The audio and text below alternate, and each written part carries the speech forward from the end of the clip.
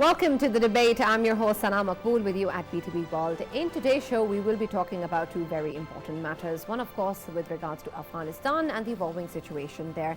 Pakistan, of course, has always made efforts towards peace and progress in Afghanistan, even before the Taliban regime came into power. And since then, Pakistan has also been trying to engage with the international community and the Taliban as well to be able to bring the two closer and to bridge the gap between the demands and the expectations and what the Taliban regime can provide to the international community in terms of what it has committed before.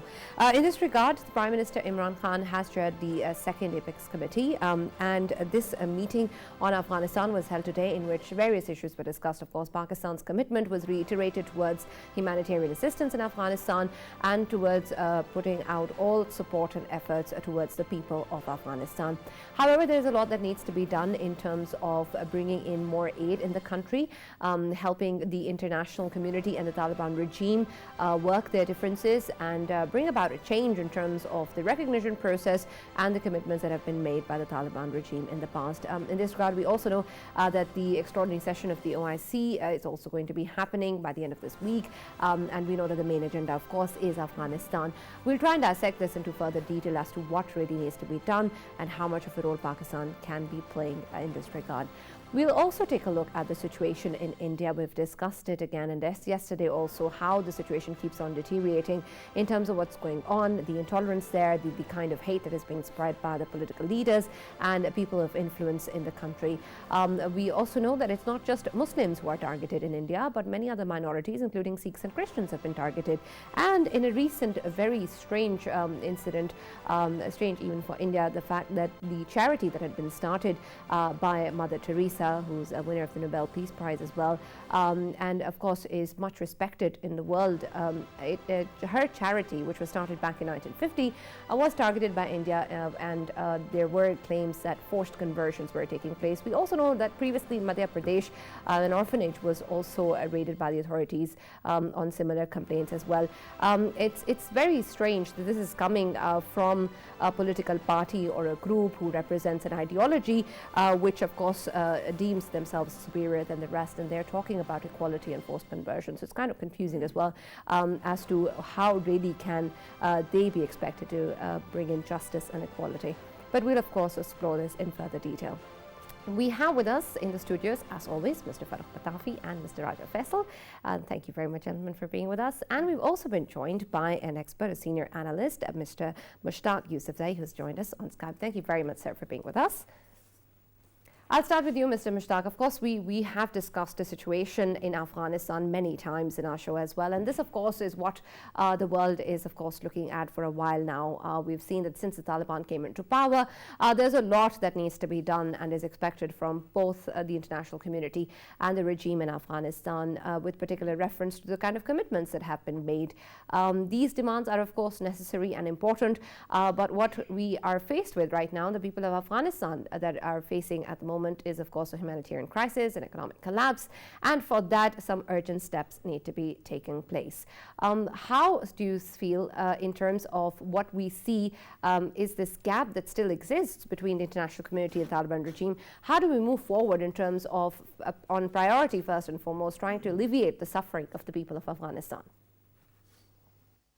Thank you so much. Obviously, the Taliban are in power in Afghanistan and they have a host of issues they are confronting right now. The major issue is financial issues, and they don't have enough funds to reach out the Afghan people. You know, there is very harsh winter and people are suffering in many places because of hunger, because of unemployment. So the Taliban are desperately trying to have good relation with all major powers, particularly in the region and their neighborhood. But since they are demanding the world, particularly the United States, to release funds, which is I think around $9 billion US, to send that money to the Afghan government so that they can spend that money on Afghan people. And they have some internal issues as well, because the Taliban have never been in power in 20 years, so they are still passing through internal crisis, Hmm. and they have issues with different groups, with the media, with the development sector, NGOs. So besides these economic issues, they have internal issues as well. And they are now trying to convince the world power to recognize them, and they are trying to assure them that they will allow girls to go to schools, they will allow media, fashion to work. But still, we have been hearing different stories. Hmm. They are not friendly with the media, they are not friendly with female education. So that's why these are the issues, and it will take some time the Taliban to win sympathies Right, of of course. the world. And I'm sure you're aware that, of course, Pakistan has been making huge efforts in this regard in terms of helping things move forward. What do you think seem to be the easier steps to go forward with in terms of what we see like an impasse that exists at the moment between the international community and Taliban? What do you think can be perhaps the easier steps that can be taken by the international community or by the Taliban regime that can help change the situation to a certain extent? I think both sides need to take a number of steps. If you talk about the Taliban, they will have to accommodate all major groups, ethnic groups, and they will have to give space to other people as well. Right now, we don't see any such evidence on the ground. You Mm-hmm. know, the Taliban, they don't have trained people. They don't have trained people for running departments. So, they have armed groups, and any groups that has enough militants, armed people, they can easily go to any department. They can find their people. So they will have to respect merit. They will have to find people on merit to run their government, run different departments. Right now, there are a number of issues and allegations that they replace qualified people, educated people with mullahs. They don't know about their jobs. So the Taliban themselves have to realize these issues if they want to have good relations with the neighbors.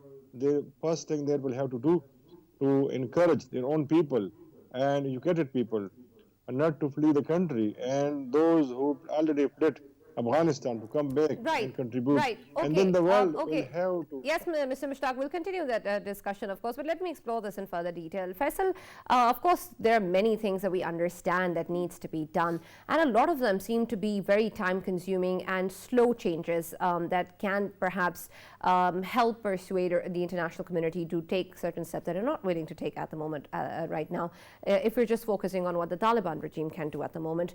But of course, when we look at progress or what Pakistan wants to be able to achieve in terms of engaging with the international community and the Taliban regime, what do you think can be the shorter term goals that can be achieved?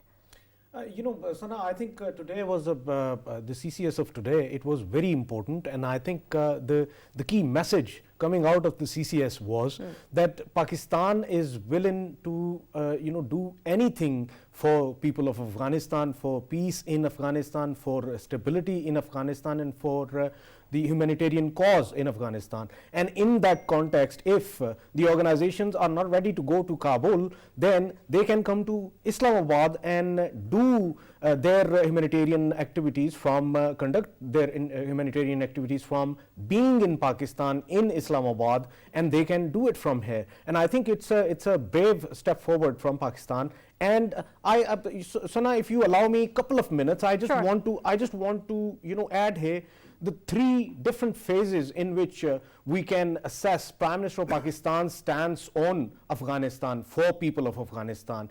First of all, first phase was before he became Prime Minister and before he came into power. And the very first one was in which he kept on saying, we know that he was against the NATO transportation and he was protesting against it. He maintained that there is no military solution to Afghanistan, and he maintained it throughout. And then when he comes to power, when he takes the premier office of Pakistan, then what he does is he obviously at advocates that the only solution to Afghanistan is that peace deal should be negotiated. While he was addressing in UNGA, he said the same thing. While he was meeting with the former president of US, he said the same thing over there as well. No military solution. And why he did it? He did it only for people of Afghanistan. And then comes the time after post withdrawal of US. He is maintaining this, that we will, want America not to abandon the region straight away like they have done. He wants the world to engage with Afghanistan, with people of Afghanistan. Why? Because people of Afghanistan can't be left like this, because if they are left like this, of course there will be a humanitarian crisis. Of course, if the humanitarian crisis takes place in Afghanistan, then the worst hit country would be Pakistan. Right, but my problem over here is I fail to understand that when we talk a lot about the humanitarian crisis, of course, we also raise issues that have been going on in Kashmir. We also are, of course, raising humanitarian issues in Afghanistan and elsewhere. This does not seem to be such a convincing argument for the world at the moment. I feel that when they talk about certain things that they need in terms of assurances from the Taliban regime, or perhaps when the Taliban regime is asking for certain things from the international community in terms of recognition, I don't see them actually moving towards a solution based on the fact that people are suffering. We need to work things out right now at the moment and try and find a way to get help to those people, and then we'll deal with the rest of it. Is that something too complicated and not possible to resolve, Farrukh? Right. Let me first disambiguate, these two ideas. Recognizing the Taliban is supporting Afghanistan. Because Afghanistan at this moment, anybody who keeps on telling you that the economy is failing is not telling you that economy actually has failed. It has collapsed. At this moment, what do Afghan people need? First of all, if you are in the middle of a crisis, you need food or sustenance, you need medicines, you need shelter or some sort, right? And all these services are going to be provided by certain departments, right? There are two aspects which are very important. One, exodus. Because of the takeover, all those people who were working in those departments have left, most of them at the higher position. So there is a brain drain.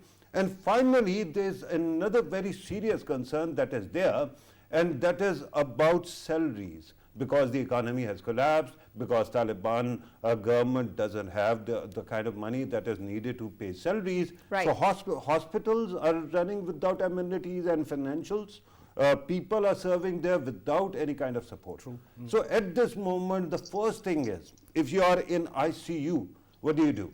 You try to save the other people through life support. Exactly. So Afghanistan at this moment badly needs, because their winters are very harsh, because of the civil war, everything is broken, and because of this exodus, people are also not there.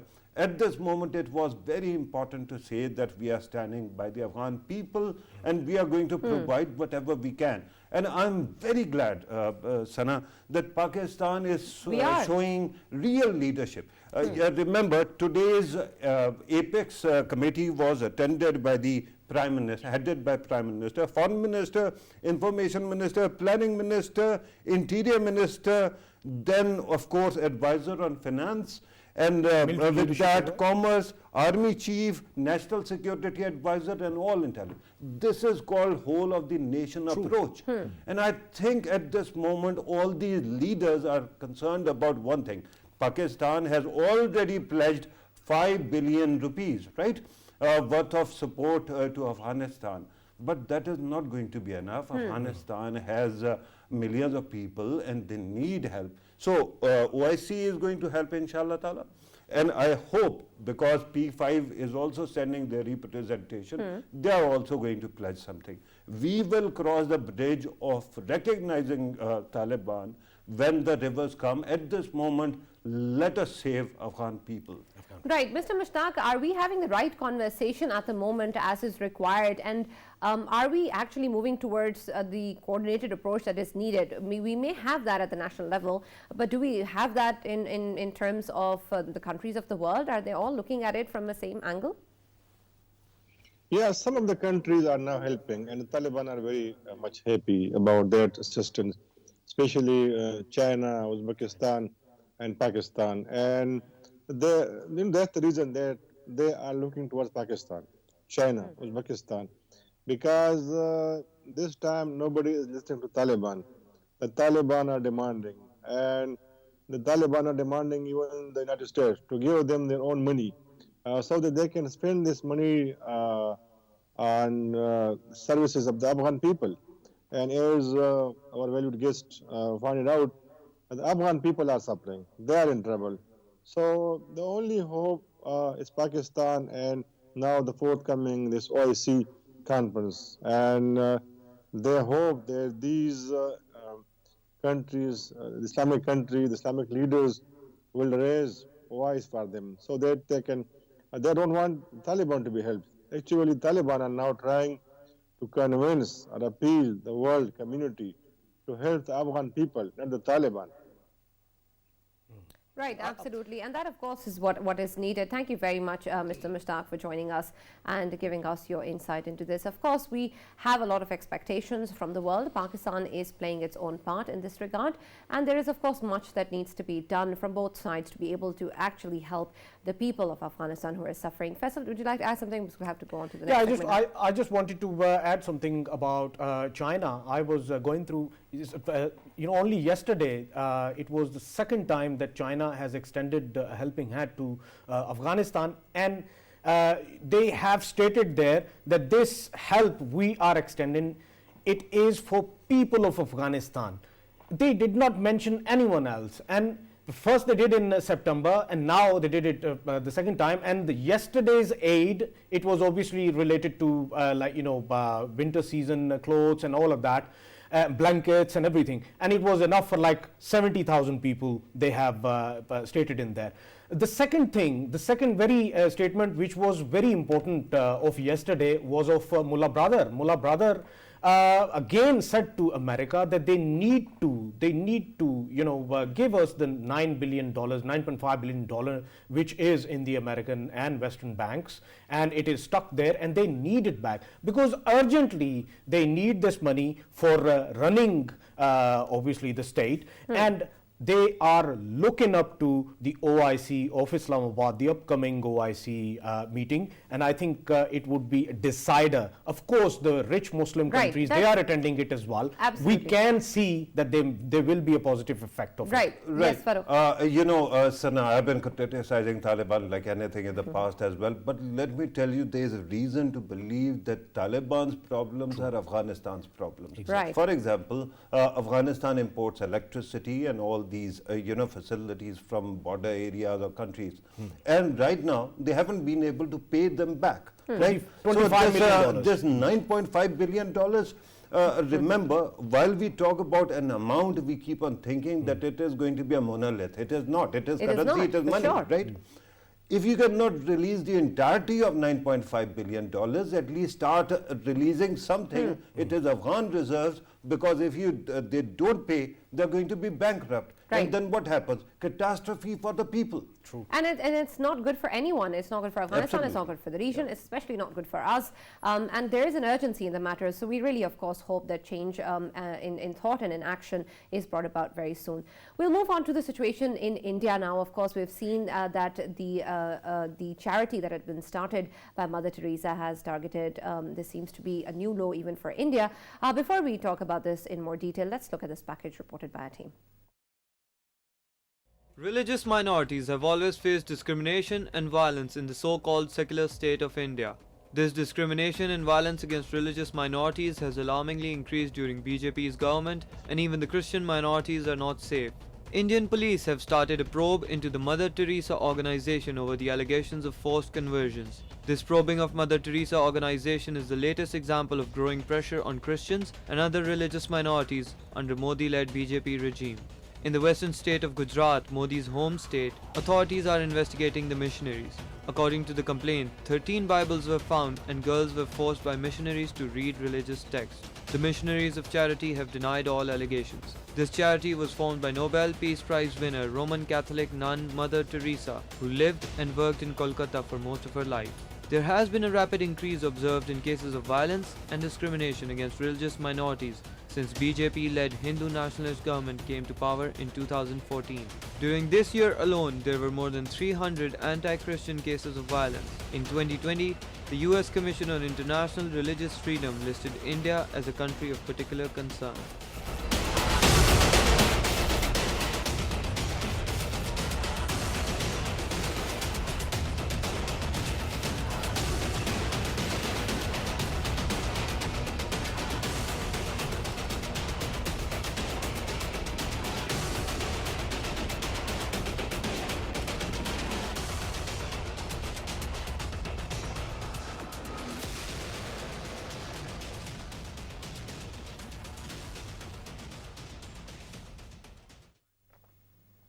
And as you can see, the situation in India keeps on worsening, and it's of course not just Muslims, but of course other minorities such as Sikhs and Christians who have also been targeted in India.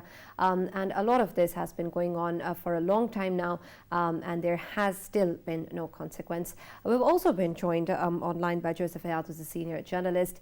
He's going to be talking to us more in detail about this issue. Are you with me, Joseph? Assalamu alaikum, good evening. Welcome, Salam. Thank you very much for joining us on the debate. Let's start with the fact that when we see a charity started by Mother Teresa, a name that of course is respected worldwide, does this news coming in from India shock you? Well, it's shocking indeed to see the constant discrimination and persecution that minorities seem to face under this government in India. So that is no shock of any form, but what is shocking is the manner in which they are being treated and tried and hanged metaphorically before they've even been proven otherwise to speak for themselves. But this is yet again another move from an extremely discriminatory and supremacist government that is going after every minority by the seams of it, or certainly by the reports that we see from multiple agencies. Yeah, Yes, Joseph, I wanted to ask you, we had an India in the past in which we had people like, Mother Teresa when she was alive. Of course, she was the one, and her organization was the most respected, and it represented peace, and they represented peace, and it used to be considered as that an organization which represents peace from India. And she was given, obviously, she was awarded a Nobel Peace Prize as well. We had that India in past, and of course India's government, India's state used to always highlight that in the past. But now, today's India, we have an India where obviously BJP, which is of course the political wing of RSS, and RSS goons, of course, they are the ones who are against all of these sort of organizations that are blaming them of getting involved in obviously converting people or conversions on the basis of poor people there. They are failing to understand that there are so many Hindus, of course they are Dalits, they call themselves Hindus, and when they see no place within Hinduism, they convert themselves into Islam or into Christianity, wherever they see, and it is obviously their own will to do it. But my concern here is, of course, it is all state sponsored when we call that, all of these organizations, they are being hit by state. But we have so many governments in Europe, especially Vatican City. Are they aware of it? If they are aware of it, are they doing something related to it? Well, my dear friends, we have to go back to the years of the partition. I'm not going to try and educate any viewers in Pakistan on that, because the education system spells it out very, very clearly. But of course it is convenient for Western governments, at least not the UK, to turn a blind eye on this, when this very circumstance, in part, quite significantly in part, was created from the time of Lord Mountbatten, of course, when he was the Governor General of then India as one nation state. He happily allowed Hindus, Muslims and Sikhs to butcher and massacre one another because it was politically convenient. I'm very sorry to say, and it's a very sour subject, as I know, and one that needs deep sensitivity. We have our elders who have the social, emotional, psychological impact of that to live with to this day. And that is, of course, why they conveniently turned a blind eye when the very supremacist, extreme right-wing ideology that drove those political times in terms of some of the atrocities that certainly happened in what is now modern India, at that time have trickled on down. I mean, Narendra Modi is known as the Gujarat butcher. He allowed the riots to occur in Gujarat in the early 2000s, and this is just sprinkling a slow indication, no doubt, of what more is to come. Today it is the Christian brothers and sisters or the Catholic brothers and sisters. Next it will be the Muslims again, or the Sikhs, or the Buddhists, or whoever else that they want to target, who they deem to be against their ideologies. And as you rightly say, this is not a case of discriminating upon Hindu brothers and sisters. This is people, these are wolves in sheep's clothing who claim to be peace-loving Hindus. Right. So Joseph, we understand that it may be politically convenient still for the regime in India at the moment, but is it also politically convenient for leaders around the world today, perhaps even in the UK or other parts of the world, to engage with the Modi regime? Sana, will you allow me to add to this question? Because Joseph, earlier when Faisal was asking question, he was also talking about this matter of reporting, right? How this story is being told in the West and how the leaders of the Western world are being informed. The question at this moment is obviously, I don't see CNN, BBC. BBC does it occasionally, but mainstream Western media doesn't actually touch Indian stories with a barged pole. So what it feels to me, or it occurs to me, is that perhaps an effort is going on to gag these stories. If it is happening, is it true that what is going on in India is actually changing international media's character as well? Well, it is indeed, because effectively you have several propositions on the cards on the table, okay? There is the Western journalists who perhaps are not familiar with that area of the world in that region, so they struggle to comprehend the story in itself. Oh, it's a regional, local story about, maybe, dare I say hypothetically, some extreme Catholics from a missionary pushing their agenda, or leave it to them to decide. That's the arrogance that is inserted sometimes in mainstream. Sorry to cut you, Joseph, but so is Uyghur story. So is what is going on in Russia and elsewhere, right? But they keep on reporting them. They are not reporting India. So the concern at this moment is, to me, Mother Teresa is one of the purest souls possible, right? If she has founded an institution and it is being harassed in open daylight, and the Western media is not covering it, it itself becomes a story. True.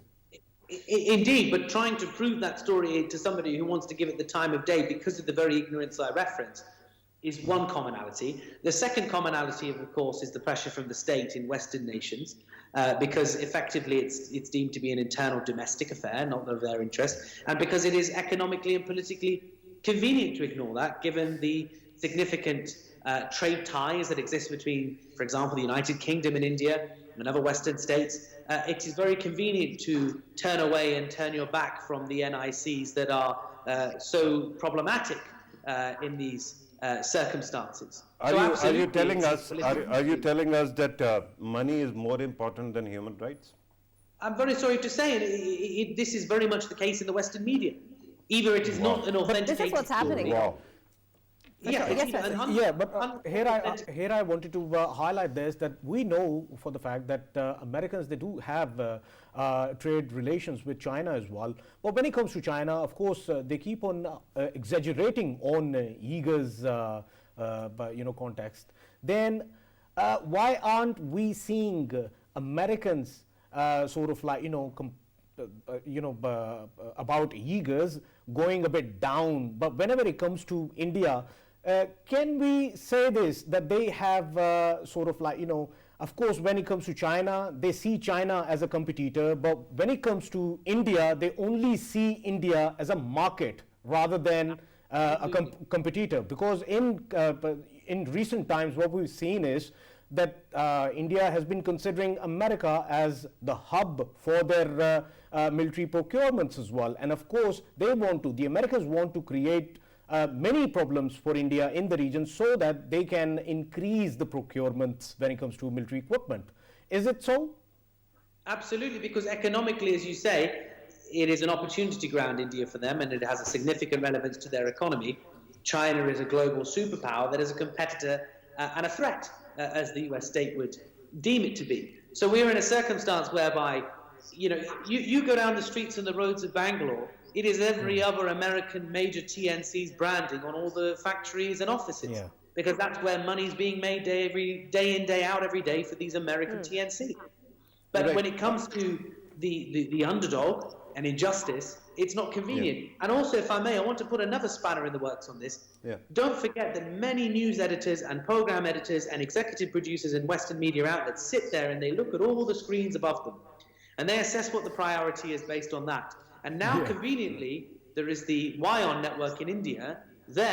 We're just putting out that content in English. So for them, it's a case of, well, if it's not on WION's agenda, then it's not on our agenda.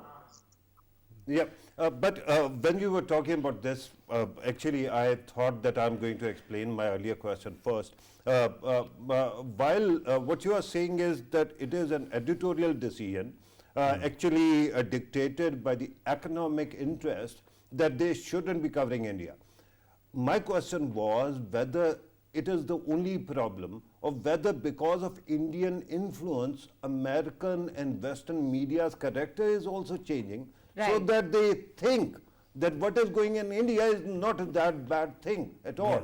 Yeah. And if it happens elsewhere, because in Uyghur coverage, right, I keep on following it doggedly, and I haven't seen so far one footage where I've seen one open wound. But in Kashmir, the kind of brutality we see is daily pictured. It is daily distributed. Everyone sees that. So why is it that the Western media is not actually covering it? If it is only editorial problem, then I can understand. But if character is changing, it might pose a threat to democracy itself. Well, look, there's several elements to this. There's an editorial ignorance in the newsrooms of today in terms of a lack of understanding of the history. I mentioned partition, for example, intentionally to set the scene of where the history of this ideology lies, okay?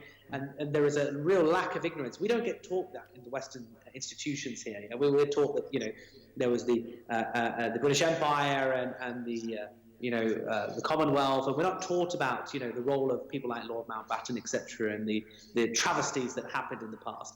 So there's an ignorance there. And then number two, there is a censorship, a hidden censorship, a censorship that's not illegal in the state institutions. It's that phone call at the end of a bulletin, or it's that email that comes in, or that knock on the shoulder from a senior manager saying we can't go down this avenue. Yeah, and that happens because it's going against the very project that they believe to have been the solution.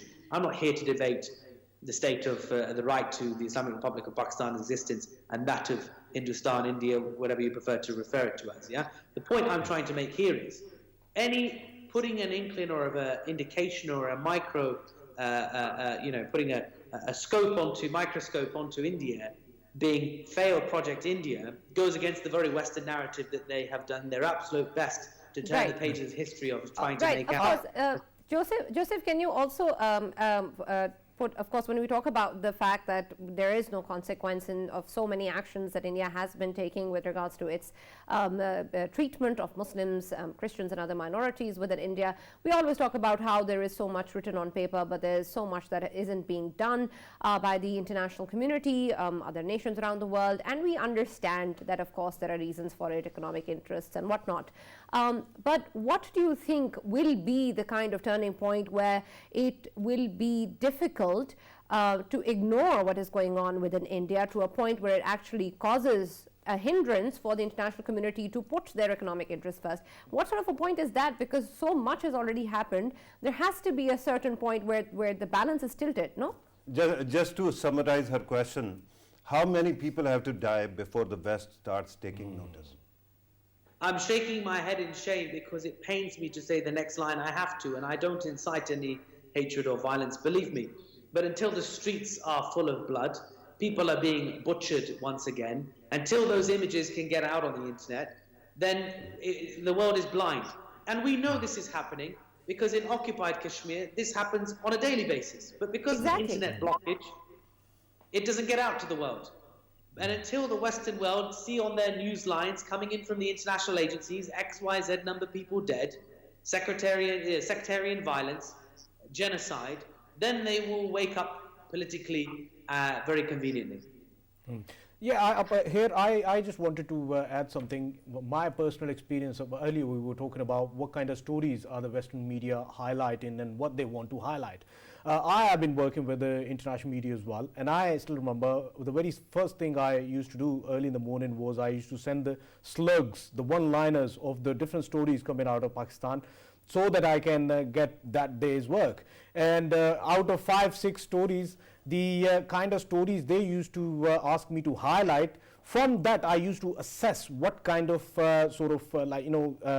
editorial policy they have. I used to judge it. And this is where, my foreign minister once said that there are deep pockets. Of course, there are deep pockets sitting somewhere down the line who are actually deciding which slugs are to be taken on board and which are to be sent to the bin. Exactly. And that is the very case of what is occurring. The money is there, it's on the table, it gets dictated, and there is a scintilla of illegal action in that narrative. And if I may very, very briefly, I'd like to enlighten those of you that may not be familiar with this. In the United Kingdom, for example, there is the Ofcom code, and then there is the BBC. Every private channel has to adhere to a set values of conduct of code and rules. But if you're the BBC, and you report something else, you get a slap on the wrist, metaphorically, from the BBC Trust. There is a real hypocrisy. It's not going to change anytime soon. But what is an interesting curveball that is occurring in Parliament at the moment is the governing Conservative Party, off the record, were very unamused by some of their coverage in the 2019 UK election, general election. And it looks like, according to some of the Culture Secretary's comments in the Parliament, that they'll be reducing the annual budget of the BBC in due course. Joseph, what you said earlier, of course, with regards to the situation worsening and the streets being filled with blood is, of course, haunting. But I genuinely feel that the situation is already pretty bad. And there is a lot that is going on in Kashmir and other parts of India, which should not be happening for sure. And you have leaders and people of influence talking quite blatantly of people taking up swords and killing people of other faith and religion. And when I see that, it seems that perhaps the problem may not be that the situation is not that bad enough. It may be that it may not be documented well enough, or it may be disguised under the fact that there is something which is justified, something which needs to be propagated, something which is a fight against wrong or evil when it's the opposite. But a lot of the blood that we talk about running in the streets may just be painted a different color, and then it's okay, or it may not be dealt with that way. Exactly. And this is the unfortunate thing, because people have to then put their, selfishly, their own personal circumstances ahead to avoid further persecution. I mean, if you are the son, we know the younger generation, the TikTokers, the social medias, the influencers, the vloggers. These guys are the ones that will actually have, nowadays, a lot more influence to change and turn the tables on any administration, okay? And fundamentally, they are unable to do so, because if you're the daughter or the son of a civil servant, or somebody or you are the sole income earner for your family, you cannot dare risk the implications of this. We've seen Muslim National Assembly members of India be humiliated in the chamber for expressing their views or the views of their people as a democratically elected individual. What hope is there for the common man or woman on the street?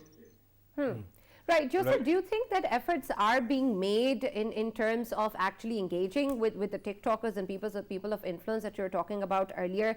We see, of course, that Pakistan and even other countries who are raising their voice, they are raising in terms of different platforms that exist, or trying to engage different leaders of the world. But are the people, in fact, also being targeted in terms of changing their views and then getting them on board to change the way that the people of India think and work?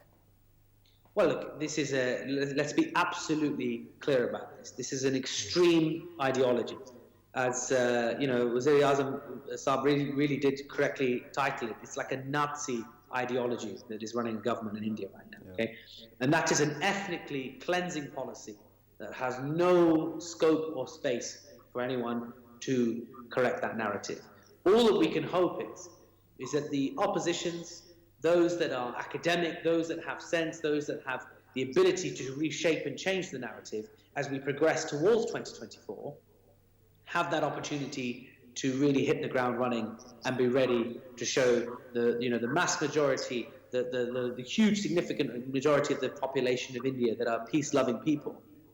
Right. To see that they have to Sana, change the Yes, Farrukh, you have a question? because Sana is on a roll, so I was thinking to actually create my own wiggle room, and finally I got the opportunity. Sometimes someone else is on a roll, I'm Farrukh. going to actually talk about a few things which are very important. Earlier, Faisal was talking about deep pockets, and I was thinking that these days, of course, these comments were made about Israel, but these days Israel's coverage has changed, and it can be criticized in certain channels.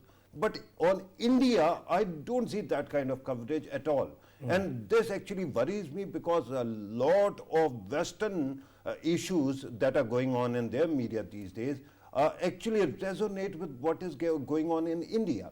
For example, dog whistles. For Muslims, Indian government has certain dog whistles, and then they have Radio Rwanda kind of media channels that keep on reinforcing it. And what is the issue, or what are the dog whistles they are using? That Muslims procreate a lot. One argument that is given is that at the time of partition, Muslim population was this. If India is not if India is a brutal country, how come their population has increased? It is a dog whistle, right? With Christians, they have actually perverted another terminology. It was originated actually from the socialist camp. It was about decolonizing, and now they actually call their own people who are Christians that they are actually Western stooges, right? This kind of things keep on happening, and then we see in the Western media dog whistles also, particularly in the hard right, for their own people. Regarding censorship, I remind you of one series that was called Quantico, and they had their own Indian performer, and because hard right of India didn't like it, it was cancelled mid-season. Yeah. But one Quick thing comments, please. We're almost out of time. Two things I wanted to talk about. Number one, yesterday there was another speech of Prime Minister Modi, and I think these kind of speeches are the real creating the fuss in the Indian society as well. Yesterday he was saying that there was a time when Aurangzeb, while he was ruling over India, and he actually converted so many Hindus into obviously Muslims, whereas it wasn't the case. And he said to them that if this was happened, it would be easier for us to bring them back, or ghar wapsi and all of that. It would be quite easy for us to do that. This is these kind of claims and these kind of the things which are Joseph, quick last comments. taken. We're almost out of time. Last question. Brother Sorry, Joseph. second. Yeah. Yes, Joseph. Well, just my reflection is, look, we don't want to see any more blood on the streets. We hope and pray that obviously this case will be concluded peacefully. But the reality is, until the under 35s, until the under 40s, keep proactively putting out the true news through social and digital media, then this narrative, I'm sorry to say, isn't going away anytime soon. Last thing I wanted to say, Sana, it is that I think somehow the population of India is playing a key role to, I must say, blackmail the social media handles as well, like Facebook, like Twitter, because they have a massive population. They keep on blaming. We're out of time. Thank you very much, Joseph Hayat, for joining us and speaking to us on the debate. That's all we have for now. Thanks a lot for watching.